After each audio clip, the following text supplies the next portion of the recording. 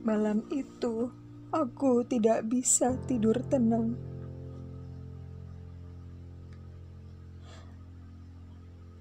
Seseorang mengetuk pintu rumahku.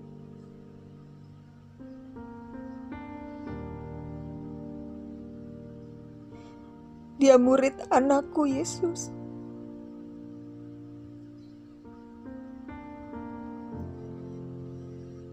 Dia memberitahuku bahwa Yesus ditangkap.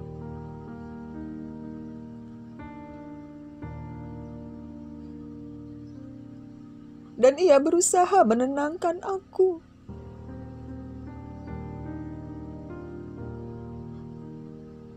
Tapi aku tidak bisa tenang. Dan aku tidak mau tenang.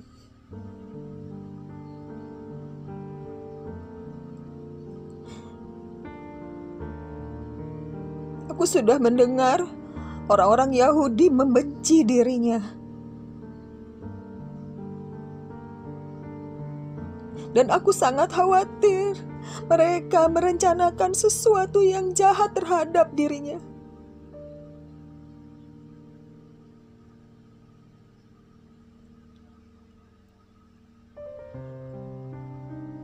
Dan apa yang kukhawatirkan terjadi.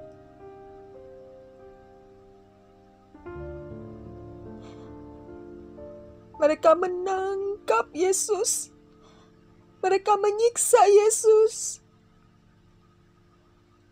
Mereka membantai anakku. Mereka membantai darah dagingku.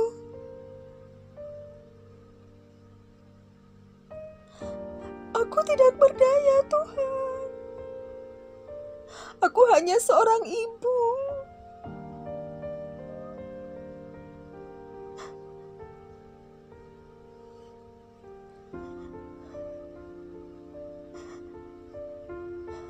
Hatiku hancur saat melihat darah dan luka di tubuhnya.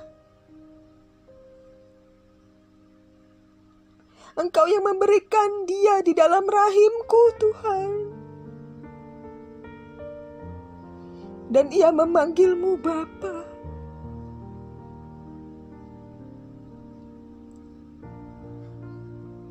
Dan saat ia menghembuskan nafas terakhirnya, aku ingin mati. Aku ingin mati bersama dia.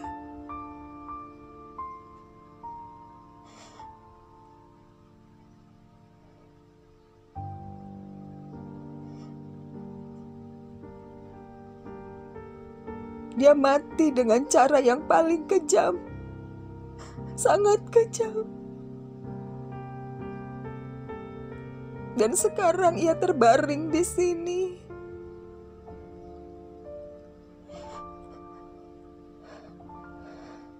Tuhan, kalau memang dia anakmu, bangkitkan dia, Tuhan. Bangkitkanlah anakmu, Tuhan.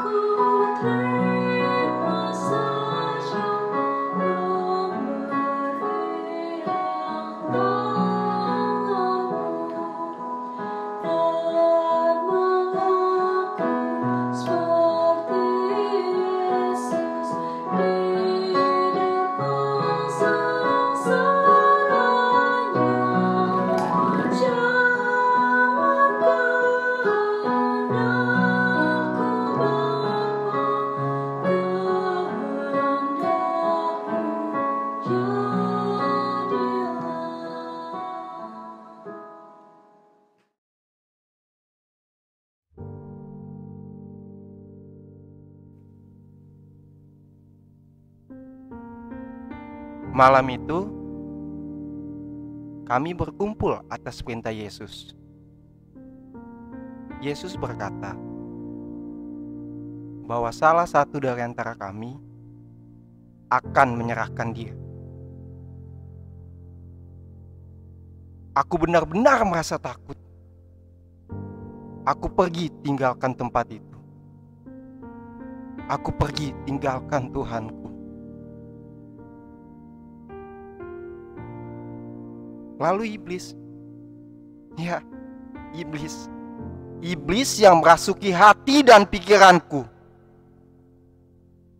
Iblis yang memaksaku untuk pergi kepada imam-imam kepala.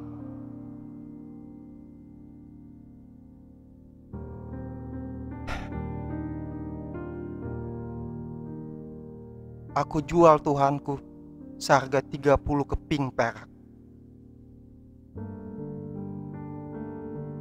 Hatiku menjerit, hatiku berontak. Tapi iblis jauh lebih kuat.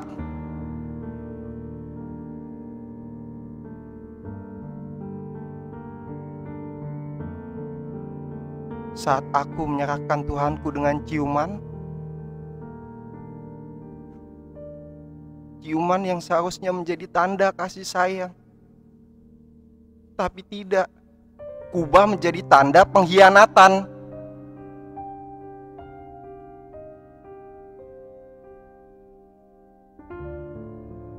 Saat mereka menangkap Tuhanku, saat mereka menyiksa Tuhanku,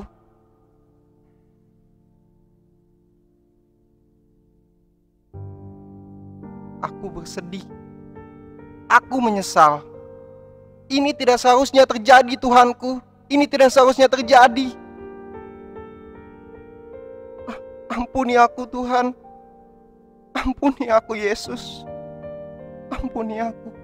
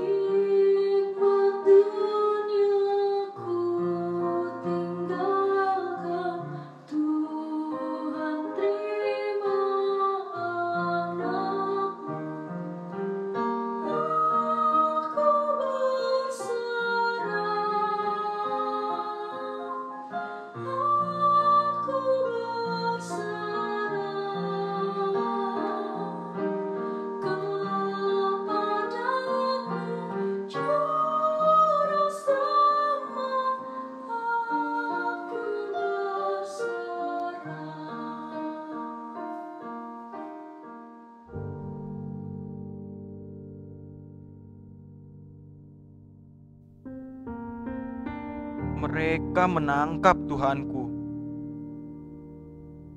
Mereka menangkap Tuhanku saat ia baru selesai berdoa. Aku tidak sabar. Aku mengambil pedang dan kupotong telinga salah satu dari mereka. Tapi Yesus justru menyembuhkan luka mereka. Mereka membawa Tuhanku dan mengadilinya. Mereka menyiksanya. Mereka membuat darahnya jatuh ke tanah. Tuhan! Hatiku menjerit ketika melihat Tuhanku menahan sakit.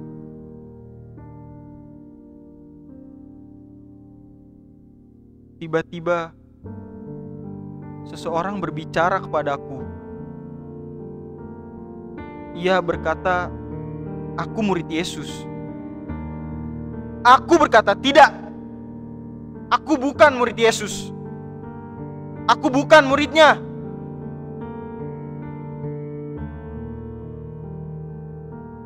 Saat itu, iblis menguasai hati dan pikiranku. Aku menyangkal Yesus yang memilihku, yang mencintaiku. Sekarang tubuh Tuhanku terbaring di sini. Apa yang harus kulakukan, Tuhan? Tuhan, Yesus berkata bahwa Ia akan bangkit. Tapi apakah itu benar? Apakah Yesusku benar-benar akan bangkit? Aku meragu. Ampuni aku, Tuhan.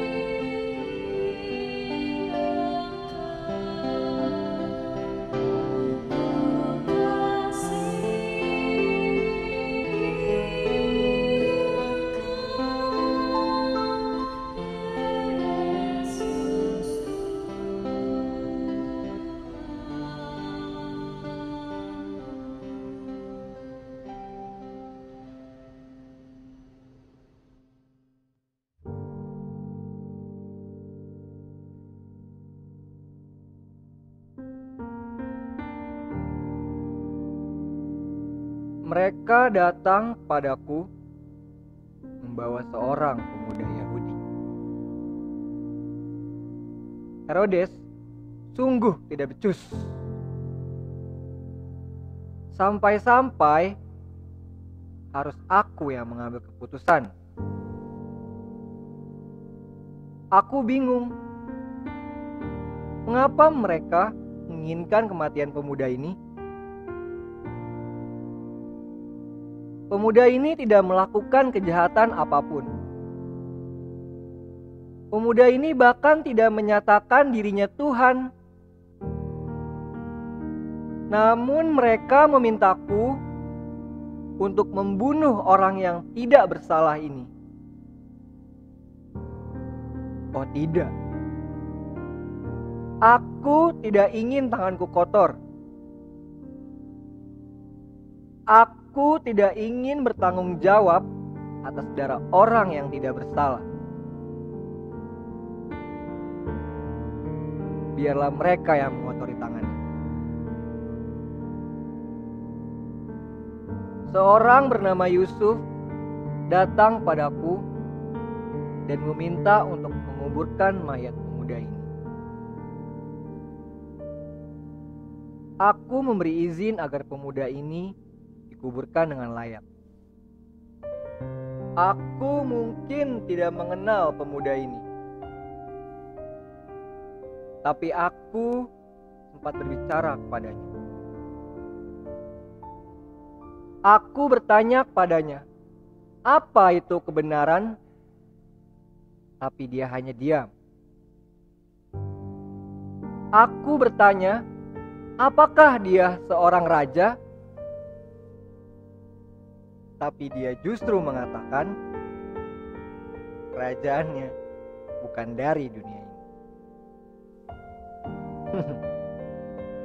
Sungguh tidak masuk akal. Sungguh seorang manusia yang misterius.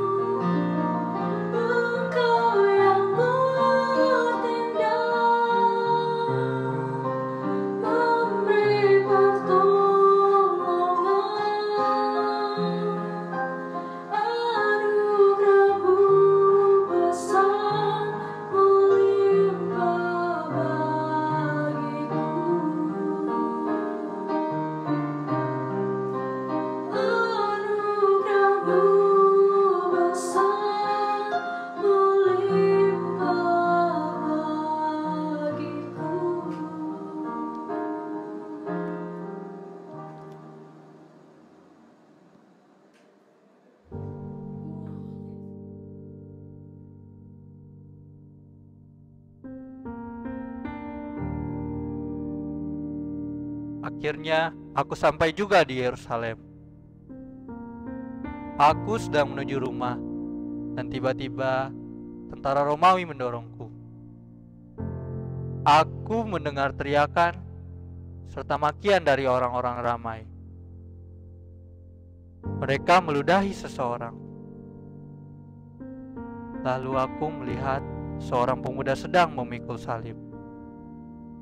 Tubuhnya penuh luka dan kepalanya memakai mahkota duri. Ia kelihatan sangat lelah. Ia bahkan sampai terjatuh. Tak ada yang berani mendekatinya. Tak ada yang mau membantu untuk memikul salibnya.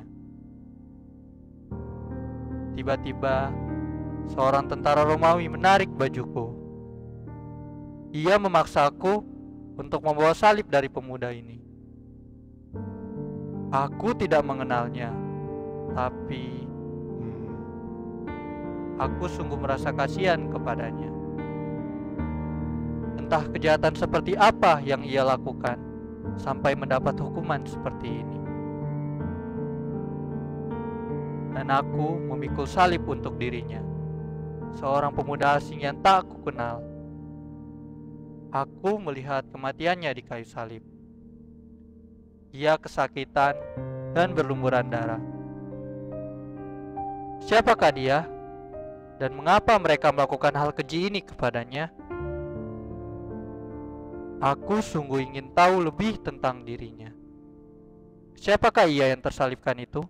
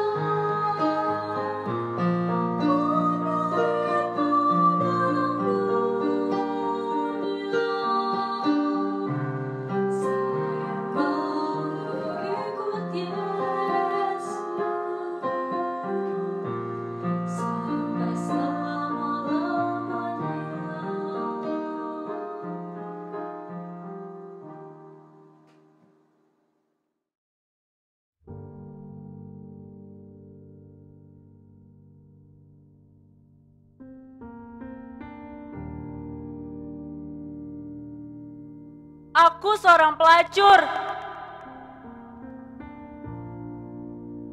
Aku yang seharusnya ada di kayu salib itu.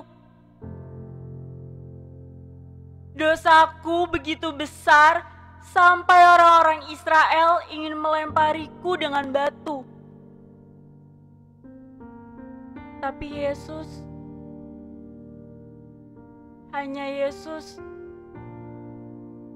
hanya Yesusku yang berani berdiri membela diriku. Saat itu aku tidak percaya bahwa ada seseorang yang masih memandang diriku layak. Dia memandangku dan menyelamatkanku dari dosaku. Ia membiarkanku mengikuti dirinya. Aku sempat berpikir bahwa ia akan menjadi raja orang Israel. Begitu banyak orang yang ia tolong. Begitu banyak orang yang mengikuti Yesus. Namun, juru selamatku justru tergantung di kayu salib. Bersimbah darah. Bermahkotakan duri. Mengapa mereka tega melakukan ini, Tuhan? Hatiku hancur, Tuhan. Sungguh hatiku hancur. Harusnya aku yang ada di kayu salib itu, Tuhan. Tuhan, sekarang ia terbaring di sini. Aku memang manusia berdosa. Tapi tolong dengarkan doaku, Tuhan. Bangkitkan Yesus, Tuhan. Bangkitkan juru selamatku.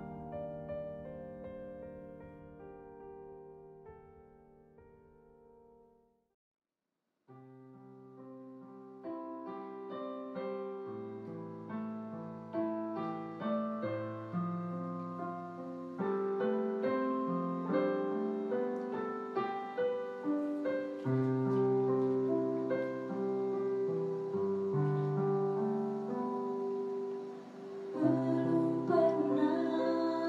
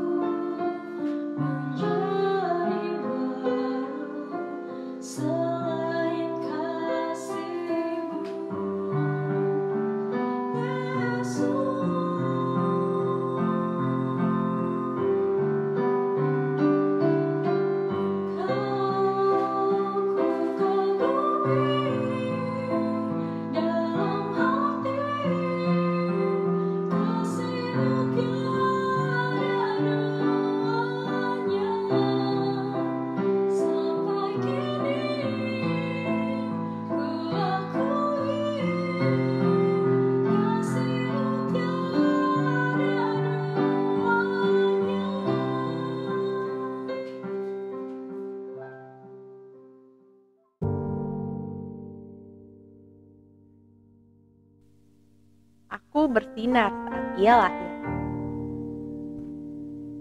Terang dan gelapku menemaninya setiap saat. Ia pernah menghardik diriku ketika perahu yang murid-muridnya gunakan akan tenggelam. Tapi ia seorang yang lemah lembut. Ia selalu menolong orang lain. Aku pikir ia satu-satunya manusia yang paling bijaksana. Suatu malam, aku mengamatinya ketika ia sedang berdoa. Ia begitu takut. Ia bahkan menangis dalam doanya. Tapi ia siap untuk menerima cawan itu. Cawan kematian. Mereka menangkapnya, mereka menyiksanya, mereka membantainya seperti seekor binatang buas yang tidak mau tunduk. Pemuda ini tidak akan tunduk pada manusia-manusia yang tidak mengenal kebenaran. Sebab ia adalah kebenaran. Dan mereka membunuh kebenaran. Aku geram. Marah. Aku yang membelah bait Allah menjadi dua.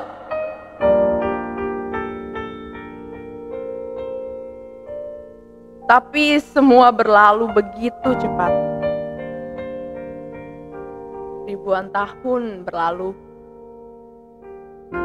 Dan aku masih di sini. Mereka memperingati kematiannya hari ini. Hari yang sunyi. Ia mati, tapi tidak benar-benar pergi. Ia terbaring, tapi tidak benar-benar hidup. Ia tersembunyi, tapi tidak benar-benar hilang. Aku menantinya, sang sumber kebenaran dan kebijaksanaan.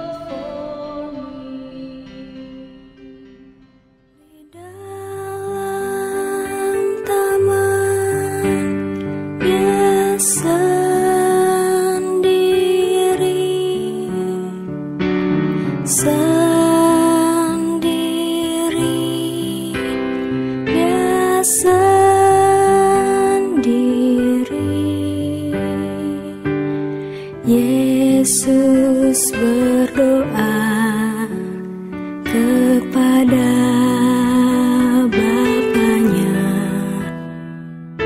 jauhkan cawanku ini.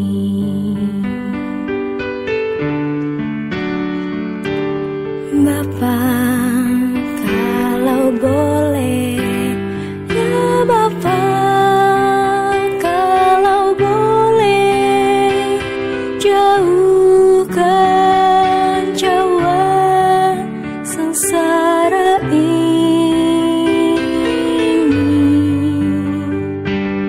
Tapi bukanlah kehendakku yang jadi, kehendak-Mu lah yang jadi.